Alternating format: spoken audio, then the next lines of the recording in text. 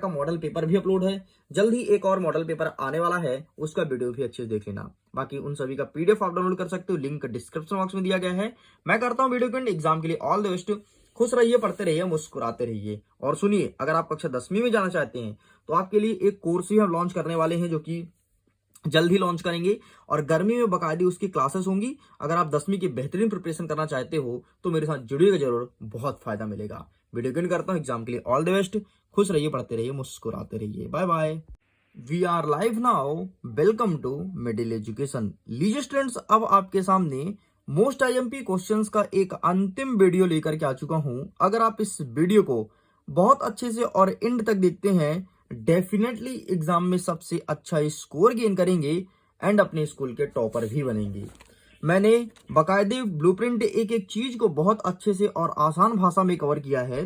जैसे कि आप देख सकते हैं, अध्याय नंबर 1 हमारे आसपास के पदार्थ, अध्याय नंबर 2 क्या हमारे आसपास के पदार्थ शुद्ध हैं, यहीं पर 3, 4, 5 और आगे बढ़ते बढ़ते बढ़ते अध्याय 10 तक हमने बहुत अच्छे से कवर किया है। मतलब आप देख सकते हैं 6 नंबर, 7 नंबर, 7, 7, 6, 7, 8, 6, 5, 6 यहां तक हमने कवर कर लिया। अब इसका अंतिम वीडियो बचा है, जिसमें ध्वनि से 5 नंबर का पूछा जाएगा और खाद्य संसाधन में सुरक्षा यहां से 5 नंबर का पूछा जाएगा। इस वीडियो में कवर करने वाले हैं। मतलब हमने 65 नंबर का कवर कर लिया है। ध्यान सुन लो, अगर आपने अभी तक मोस्ट आईएमपी क्वेश्चंस के वीडियो को नहीं देखा है तो प्लीज जाओ जा करके देखो।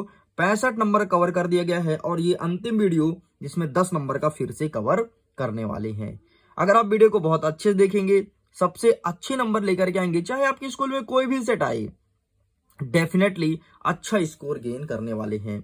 तो चलिए सीधे हम जंप करते हैं अपने 11वां अध्याय मतलब ध्वनि और 12वां अध्याय खाद्य संसाधन में सुरक्षा, और देखते हैं कौन कौन से क्वेश्चंस एग्जाम में देखने को मिलेगा।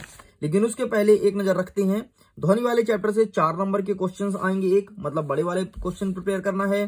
खाद्य संसाधन एवं सुरक्षा से 3 नंबर वाले एक क्वेश्चन देखने को मिलेगा। बाकी जितने भी हैं सभी ओटी मतलब एडजेक्टिव टाइप क्वेश्चन देखने को मिलेगा। ये रहा आपके सामने अध्याय नंबर 11 ध्वनि। आइए देखते हैं ध्वनि से किस प्रकार से प्रश्न बनेगा।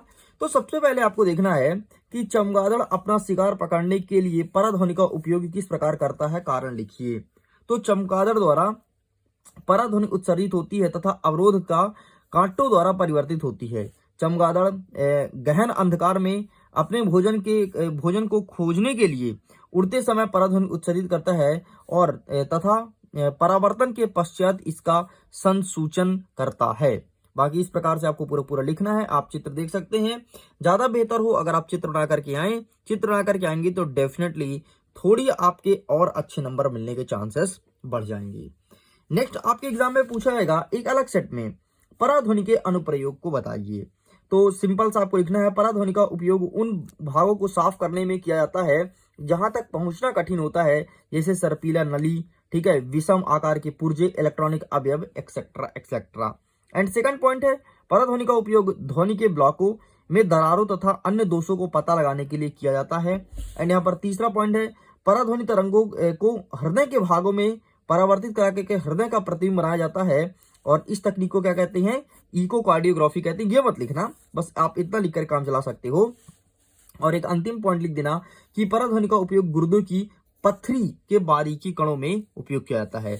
मतलब जब किसी को पथरी हो जाता है ना, तो पराध्वनि के माध्यम से ही उनके शरीर में पता करते हैं कि कहां पर पथरी हुआ है, कहां पर नहीं है। वैसे आमतौर पर मनुष्य के दो जगहों में पथरी बनता है, एक तो गुर्दा होता है और दूसरा उनका पित्ताशय होता है। ठीक है, तो पराध्वनि के माध्यम से ही पता करते हैं कि आपके गुर्दे का आकार कितना, पथरी का आकार कितना बड़ा है, कितना छोटा है भी या फिर नहीं है।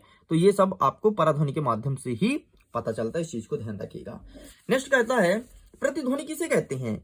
तो यदि किसी उचित परावर्तक वस्तु जैसे इमारत अथवा पहाड़ के निकट यदि हम जोर से चिल्लाएं और ताली बजाएं तो हमें कुछ समय बाद वो फिर से ध्वनि रिटर्न आके सुनाई देती है, उसे कहते हैं प्रतिध्वनि। अरे एक खाली कमरे में तुम देखे होगे, जब भी तुम खाली कमरे में जाते हो और कुछ बोलते हो, तुमने कोई शब्द बोला, जैसे तुमने बोला मिडिल एजुकेशन, तो मिडिल एजुकेशन वर्ड वहां से 2-3 बार गूंजेगा उस कमरे से, बार बार दीवार ही बोलेगा मिडिल एजुकेशन, इधर से पीछे वाला दीवार बोलेगा मिडिल एजुकेशन, है ना। कभी कोई खाली कमरे में जाकर तुम बोलना मिडिल एजुकेशन, तुमको 4 से 5 बार मिडिल एजुकेशन तुम्हारे बोलने के बाद भी सुनाई देगा, है ना।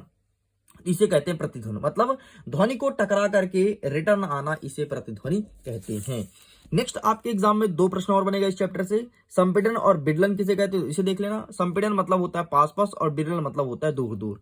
एंड अंतिम प्रश्न बनेगा कि वस्तु को साफ करने के लिए पराध्वनि का उपयोग कैसे करते हैं। तो जिन वस्तु को साफ करना होता है उन्हें साफ करने वाले मार्जिन बिलियन में रखते हैं और इस बिलियन में पराध्वनि तरंग भेजी जाती है और उच्च आवृत्ति के कारण धूल, चिकनाई तथा गंदगी के कण अलग होकर के नीचे गिर जाते हैं। ठीक, तो इस प्रकार से पराध्वनि के माध्यम से साफ करते हैं। लेकिन देखो, जैसे जो पथरी वगैरह हो जाता है ना इंसान को, तो अभी हमारा साइंस इतना आगे नहीं बढ़ा कि पराध्वनि के माध्यम से पथरी के कण को निकाल सके, और कुछ हद तक इसे साफ भी कर लेते हैं। लेकिन वो मोस्टली ज्यादातर होता है कि जो गुर्दे पर पथरी होता है उसका, लेकिन अगर जो पित्ताशय पर होता है उसके पथरी को निकालना कठिन होता है, क्योंकि वो जो पित्ताशय का आकार होता है वो थोड़ी मुड़ा हुआ होता है और ऊपर थोड़ी सकरा होता है। अगर पित्ताशय का आकार थोड़ी बड़ा होता, जो ऊपर उसका मोहड़ी होता है, अगर वो बड़ा होता तो पराध्वनि के माध्यम से उस कंकड़ को भी निकाल सकते हैं। लेकिन टेंशन मत लो, आने वाले समय में अगर खोज वोज हुआ, कुछ ऐसा हुआ, तो डेफिनेटली वो उसमें भी सफलता प्राप्त कर लेंगे। ये सब पराध्वनि के माध्यम से संपन्न हो सकता है। आगे बढ़ते हैं। अध्याय नंबर 12 कहता है खाद्य संसाधन में सुरक्षा। आइए यहां से देखते हैं कौन कौन से प्रश्न पूछा जाएगा हमारे 4 नंबर के हिसाब से। सबसे पहले प्रश्न बनेगा कि फसल की किस्म में सुधार हेतु 3 कारकों को स्पष्ट कीजिए। कारक मतलब ऐसे कौन तीन कमियां हैं जो हमें फसल के दौरान ध्यान रखना चाहिए। सबसे पहले उच्च उत्पादन। उच्च उत्पादन का अर्थ होता है प्रति एकड़ फसल की उत्पादकता बढ़ानी चाहिए। मतलब 1 एकड़ में अगर 10 क्विंटल निकल रहा है तो प्रयास कीजिए कि नेक्स्ट टाइम 1 एकड़ में 20 क्विंटल 15 क्विंटल पैदावार करे, कम ना हो। ठीक है, इस प्रकार से आप फसल की किस्म में सुधार कर सकते हैं। आपका दूसरा पॉइंट कहता है उन्नत किस्म। इसका मतलब ये है कि अगर आप खेती कर रहे हैं तो ऐसे बीज बोइए जो उन्नत किस्म के हो। खराब या फिर आपके मरे हुए बीज, ये ऐसे बीजों का उपयोग ना करें। इससे क्या होगा कि आपका टाइम का लॉस होगा। भाई तुम तो खेत में छिड़क आए हो, अब तुम्हारे मरे हुए बीज हैं जो पोषक तत्व प्रदान नहीं करते हैं, फिर जिसमें कोई दाना नहीं है, वैसे बीज हैं, या फिर खाया हुआ है, कीड़े खा गए हैं, ठीक है, आधा कटा हुआ बीज है, ऐसा कुछ है, वो उत्पादन नहीं करेगा, वो तुम्हारे समय का नष्ट करेगा, बस हो गया। तुमने उसे छिड़क आया, 10 दिन 20 दिन इंतजार करोगे, फसल आ ही नहीं रहा, तो इस प्रकार से तुम्हें लॉस होगा। इसलिए इस बात को ध्यान रखना कि हमेशा जब भी यूज करो उन्नत किस्म का यूज करो। और देखते हो आजकल के जो किसान बीज का यूज करते हो वो मार्केट से खरीद के लाते हैं और मार्केट में अच्छे किस्म के बीज अवेलेबल होते हैं। नेक्स्ट कहता है जैविक तथा अजैविक प्रतिरोधकता। मतलब अब आपको फसल वगैरह बो दी भाई, अब तुमको जैविक और अजैविक प्रतिरोधकता चाहिए। मतलब वहां पर कीड़े मकोड़े ना लगे, उसको साफ करने के लिए कीड़े लग रहे हैं तो दवाइयां डालें ताकि आपकी फसल की पैदावार अच्छी हो सके। यही एग्जाम में देखने को मिलेगा। नेक्स्ट कहता है कंपोस्टिंग क्या है, इसका 2 उपयोग बताइए।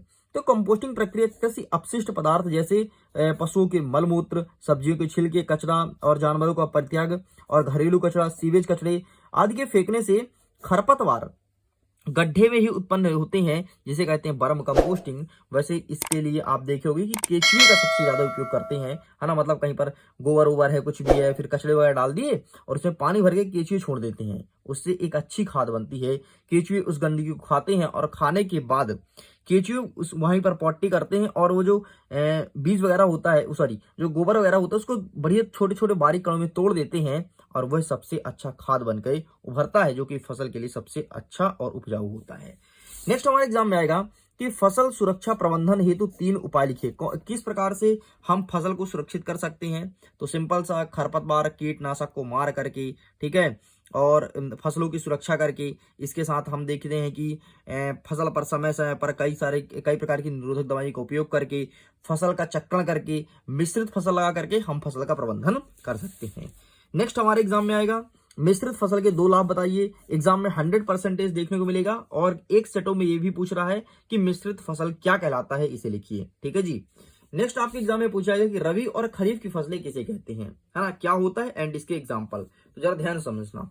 रबी की फसलें वे फसलें जो अक्टूबर नवंबर में बोई जाती है और मार्च अप्रैल में काटी जाती है, उसे रबी फसलें कहती हैं। जैसे हाल ही में अगर आप किसी गांव से बिलोंग करते हो, देखे होगे आपके यहाँ गेहूं लगा है, चना लगा है, मटर लगा है, जौ लगा है, ये सभी आपकी रबी की फसलें हैं।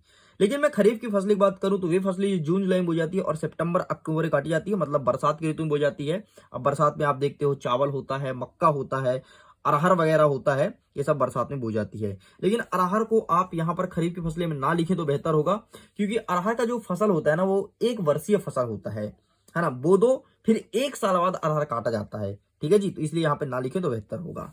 चलिए आगे बढ़ते हैं। नेक्स्ट आपके एग्जाम में और कौन सा बन सकता है, अनाज का भंडारण करते समय कौन कौन सी सावधानियां ध्यान में रखनी चाहिए, ये एग्जाम में पूछा जाएगा। पशुओं के नस्ल सुधार के लिए कौन सी विधि का उपयोग किया जाता है, मतलब अब पशु में भी नस्ल सुधार करो, है ना। अगर मैं कोई कमजोर पशु है तो उसका जो रिएक्शन है वो किसी विदेशी पशु से करा दो तो तुम्हें जो बच्चा मिलेगा वो नया मिलेगा। ठीक, तो ये भी एग्जाम में देखने को मिल सकता है। चलिए आगे बढ़ते हैं। नेक्स्ट क्वेश्चन पूछेगा कि खाद और उर्वरक में 3 अंतर बताइए। 100% एग्जाम में आएगा, 3 नहीं आपको 4 अंतर पढ़ के आना है, इस चीज को ध्यान रखिएगा। ठीक है जी, चलिए बाकी यहां से क्या बनेगा, यहां से बाकी कोई खास क्वेश्चन देखने को नहीं मिल रहा है। हाँ, जैविक और अजैविक प्रतिरोधकता के मध्य अंतर बताइए, इसे पढ़ लेना, बाकी इसके पढ़ दो कोई दिक्कत नहीं। हाँ, ये देखो मिश्रित फसल किसे कहते हैं, ये मैंने पहले उल्लेख किया, तो इसे पढ़ के जाना ही है। ठीक है, बाकी यहां से एक प्रश्न और देख लेना कि स्वस्थ पशु की विशेषताएं बताइए। ठीक है, ये पशुपालन वाला प्रश्न पूछने को पूछा जाएगा, क्योंकि आजकल सरकार इसको बहुत ज्यादा बढ़ावा दे रही है।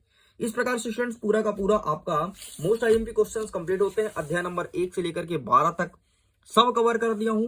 आपके सामने एक प्रकार का मॉडल पेपर भी अपलोड है, जल्द ही एक और मॉडल पेपर आने वाला है, उसका वीडियो भी अच्छे से देख लेना। बाकी उन सभी का पीडीएफ आप डाउनलोड कर सकते हो, लिंक डिस्क्रिप्शन बॉक्स में दिया गया है। मैं करता हूं वीडियो के एग्जाम के लिए ऑल द बेस्ट। खुश रहिए, पढ़ते रहिए, मुस्कुराते रहिए। और सुनिए, अगर आप कक्षा 10वीं में जाना चाहते हैं तो आपके लिए एक कोर्स भी हम लॉन्च करने वाले हैं, जो कि जल्द ही लॉन्च करेंगे, और गर्मी में बकायदे उसकी क्लासेस होंगी। अगर आप 10वीं की बेहतरीन प्रिपरेशन करना चाहते हो तो मेरे साथ जुड़िएगा जरूर, बहुत फायदा मिलेगा। वीडियो करता हूं एग्जाम के लिए ऑल द बेस्ट। खुश रहिए, पढ़ते रहिए, मुस्कुराते रहिए। Bye bye.